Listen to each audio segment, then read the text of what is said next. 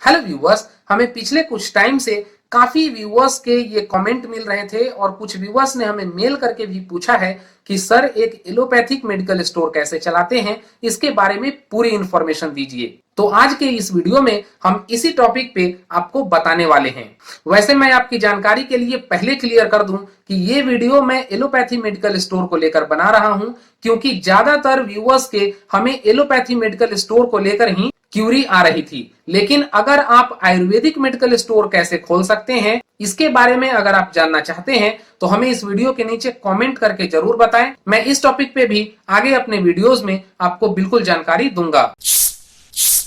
तो दोस्तों, pharmacy business एक बहुत ही अच्छा बिजनेस है जिसमें अच्छी खासी मार्जिन होती है और ये लॉन्ग टर्म के लिए एक अच्छी बिजनेस के रूप में देखी जा सकती है। चाहे रिसेशन का टाइम हो या फिर पिछले दिनों आपने देखा कि जिस तरीके से पूरे कंट्री में लॉकडाउन लगा हुआ था, ऐसे वक्त में भी इस बिजनेस पे कोई बहुत ज्यादा असर नहीं होता है। तो कुल मिलाकर अगर हम देखें तो जब तक लोग रहेंगे, यानी जब तक इंसानों का अस्तित्व रहेगा, तब तक उनको फार्मेसी यानी दवाइयों की जरूरत जरूर पड़ेगी और इसी प्रकार से फार्मेसी बिजनेस भी आगे रन करती रहेगी। तो इस वीडियो में हम जानने वाले हैं कि आप मेडिकल स्टोर कैसे खोल सकते हैं, कौन कौन लोग इसके लिए एलिजिबल हैं, कौन कौन सी रजिस्ट्रेशन इसमें जरूरी होती है और ड्रग लाइसेंस आप किस प्रकार से ले सकते हैं, और जब आप एक मेडिकल स्टोर खोल लेते हैं उसके बाद कौन कौन सी प्रोज एंड कॉन्स आपके सामने आती है, और फिर मेडिकल स्टोर खोल लेने के बाद दवाइयां आप कहां से लेंगे, इस पूरे टॉपिक पे इस वीडियो में हम डिस्कस करने वाले हैं। तो पूरी इंफॉर्मेशन पाने के लिए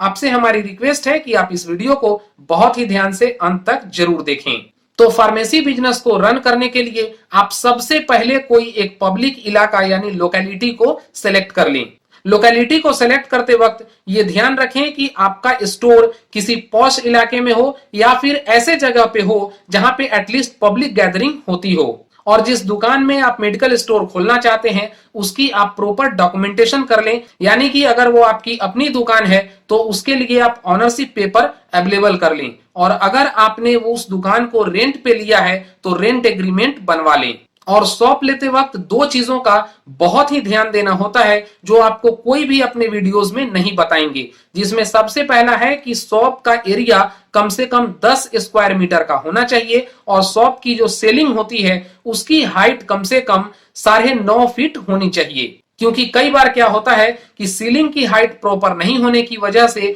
मेडिकल स्टोर की चालान हो जाती है। तो अब चलते हैं हम रजिस्ट्रेशन वाले पार्ट पे। तो अगर हम मेडिकल स्टोर खोलने की बात करें तो इसमें 4 प्रकार के रजिस्ट्रेशन होते हैं, जिसमें पहला होता है हॉस्पिटल फार्मेसी। यानी अगर आप अपना मेडिकल स्टोर किसी हॉस्पिटल के अंदर खोलना चाहते हैं तो इसके लिए आपको हॉस्पिटल फार्मेसी के अंतर्गत रजिस्ट्रेशन कराना होगा। दूसरा होता है चेन फार्मेसी, यानी आप कोई ऐसा मेडिकल स्टोर खोलना चाहते हैं जिसका एक तो रिटेल काउंटर हो और साथ ही साथ इसके कई दूसरे ब्रांचेस भी हों अलग अलग लोकेलिटीज में, यानी आप एक ही साथ कई ब्रांचेस खोलना चाहते हैं तो इसको बोलते हैं चेन फार्मेसी। तीसरी होती है टाउनशिप फार्मेसी, यानी कि अगर आप मेडिकल स्टोर टाउनशिप एरिया में या फिर बस्ती में खोलना चाहते हैं तो इसको टाउनशिप फार्मेसी के अंतर्गत रजिस्ट्रेशन कराना होता है। और चौथा होता है स्टैंड एलोन फार्मेसी, जिसके अंतर्गत अगर आप काफी पॉश इलाके में या रिहायशी इलाके में ये मेडिकल स्टोर खोलना चाहते हैं तो इसको आपको स्टैंड एलोन फार्मेसी के अंतर्गत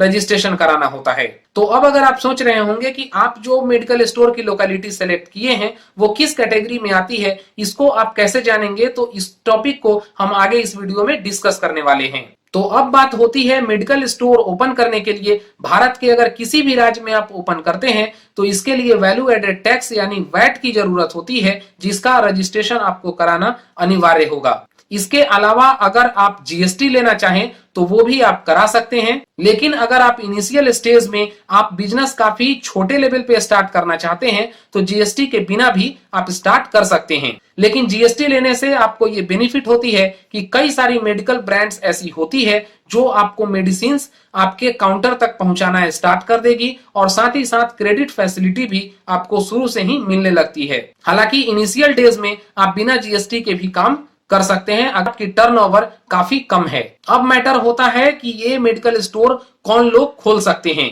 यानी कि इसके लिए क्या उनकी शैक्षणिक योग्यता होनी चाहिए। तो एक मेडिकल स्टोर खोलने के लिए उसके ऑनर को बी फार्मा या फिर डी फार्मा यानी डिप्लोमा इन फार्मेसी का होना बहुत ही जरूरी है, या फिर अगर दूसरे लैंग्वेज में ये बोले कि डिप्लोमा इन फार्मेसी होना सबसे मेजर एलिजिबिलिटी क्राइटेरिया होती है। तो अब अगर आप ये सोच रहे हैं कि आपने डी फार्मा नहीं किया है तो आप मेडिकल स्टोर कैसे खोल सकते हैं, तो इस कंडीशन में आप किसी ऐसे व्यक्ति को सैलरी पे हायर कर सकते हैं जिनका ऑलरेडी डिप्लोमा इन फार्मेसी का डिग्री हो, और जितनी देर आपकी दुकानें खुली रहेगी उतनी देर उस व्यक्ति को काउंटर पे होना अनिवार्य होगा, और उन्हीं के बिहाफ में आपको ये ड्रग लाइसेंस मिल सकता है। हालांकि मार्केट में कई सारे ऐसे भी मेडिकल स्टोर होते हैं जो दूसरों का ड्रग लाइसेंस यूज करके अपना दुकान चला रहे होते हैं, लेकिन हम अपने वीडियो के माध्यम से आपको इस तरह की कोई भी जानकारी नहीं देंगे और ना ही ऐसा करने के लिए हम आपको प्रेरित करेंगे, क्योंकि ये एक गलत तरीका है जिसको करना अपने आप में मेडिकल एक्ट के अंतर्गत क्राइम है, और ऐसा करने से आपके ऊपर कभी भी ड्रग इंस्पेक्टर का छापा भी पड़ सकता है, दुकान की चालान हो सकती है, या फिर दुकान हमेशा के लिए सील भी हो सकती है। वैसे ड्रग लाइसेंस को लेने के लिए कौन कौन सी पेपर्स की जरूरत होती है, इस बारे में आप जानना चाहते हैं तो वीडियो के डिस्क्रिप्शन में मैंने मेंशन कर दिया है, आप उन पेपर्स को एक बार चेकआउट कर लें। अब क्वेश्चन आती है कि आप ये ड्रग लाइसेंस के लिए अप्लाई कहां करेंगे। तो मैं आपको बता दूं कि हर जिला में एक ड्रग इंस्पेक्टर का ऑफिस होता है, और उस ऑफिस से आपको ड्रग लाइसेंस के लिए सभी जरूरी कागजात और पेपर्स मिल जाएगी। वहां जाकर आपको चालान कराना होगा जो बैंक में जमा होती है, और उसके साथ आपको फॉर्म्स मिलेंगे। सभी प्रोसीड्योर्स पूरे होने के बाद आपको ड्रग लाइसेंस मिल जाता है। तो अब सवाल आता है कि अगर आपने ड्रग लाइसेंस ले लिया तो मेडिसिन कहां से परचेज करेंगे। तो मैं आपको बता दूं कि हर डिस्ट्रिक्ट में मेडिसिन के स्टॉकिस्ट होते हैं।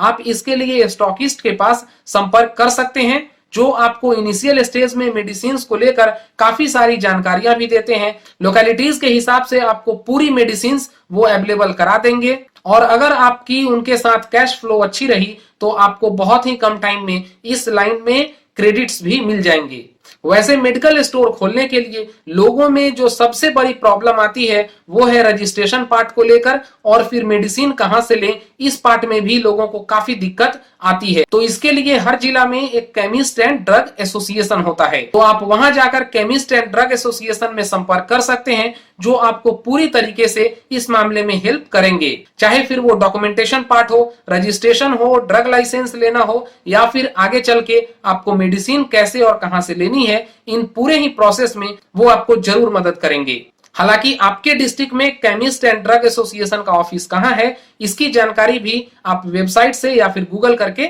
चेक कर सकते हैं। अब बात आती है कि मेडिकल स्टोर खोलने के बाद क्या क्या इसके प्रोज एंड कॉन्स होते हैं। तो ये तो सभी जानते हैं कि मेडिसिन लाइन में अच्छी खासी मार्जिन होती है, ये बिजनेस हमेशा चलने वाला होता है, इसमें उधार ज्यादा नहीं लगती है, और बार्गेनिंग की बहुत ज्यादा टेंशन नहीं होती है। लेकिन इसके बावजूद इस बिजनेस के कई सारे ड्रॉबैक्स होते हैं, क्योंकि जब आप इनिशियल स्टेज में इस बिजनेस को स्टार्ट करेंगे तो आपको दवाइयों की कोई नॉलेज नहीं होती है। तो ऐसे में कई बार पेशेंट्स कोई दवा आकर आपसे डिमांड करेंगे, और अगर आपके शॉप में वो मेडिसिन है तो भी आप उस मेडिसिन को जानकारी के अभाव में उनको अवेलेबल नहीं कर पाते हैं। कई बार आप एक्सपायरी मेडिसिन को शॉर्ट लिस्टिंग नहीं करते हैं, जिस प्रकार से ज्यादा लंबे टाइम तक एक्सपायरी मेडिसिन अगर आपके शॉप में ही पड़ी रह जाए तो फिर आगे चलकर ये स्टॉकिस्ट उसको वापस नहीं लेते हैं, और इस तरीके से भी आपके पैसे फंस सकते हैं। और अगला होता है कि इनिशियल स्टेज में कई बार जब आप मेडिकल स्टोर खोलते हैं तो आपको डॉक्टर्स के पर्चे देखने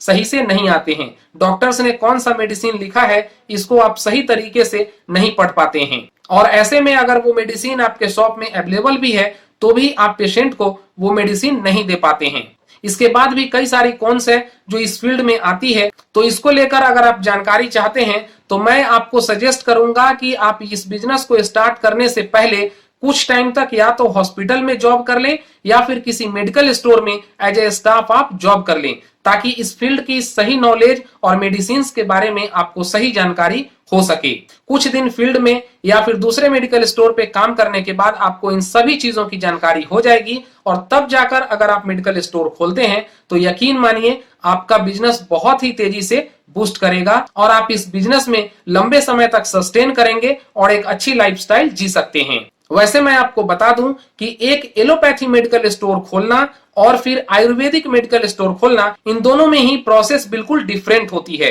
कुल मिलाकर बोले तो आयुर्वेदिक मेडिकल स्टोर खोलना एलोपैथी के कंपेयर में बहुत ही आसान होता है। तो अगर आप आयुर्वेदिक मेडिकल स्टोर कैसे खोलें इस बारे में भी जानना चाहते हैं तो हमें वीडियो के नीचे कमेंट करके जरूर बताएं। वैसे उम्मीद करता हूं कि आज की हमारी ये वीडियो आपको बिल्कुल अच्छी लगी होगी। अगर आज की हमारी ये वीडियो अच्छी लगी है तो इस वीडियो को लाइक करें। अगर आपने अभी तक हमारा चैनल सब्सक्राइब नहीं किया है तो इस वीडियो के नीचे रेड कलर के सब्सक्राइब बटन को क्लिक करें और बगल में बन रहे बेल के आइकन को भी जरूर प्रेस कर लें, ताकि इसी तरीके से ज्ञानवर्धक और हेल्थ से रिलेटेड मेरा आने वाला हर वीडियो आपको मिल सके।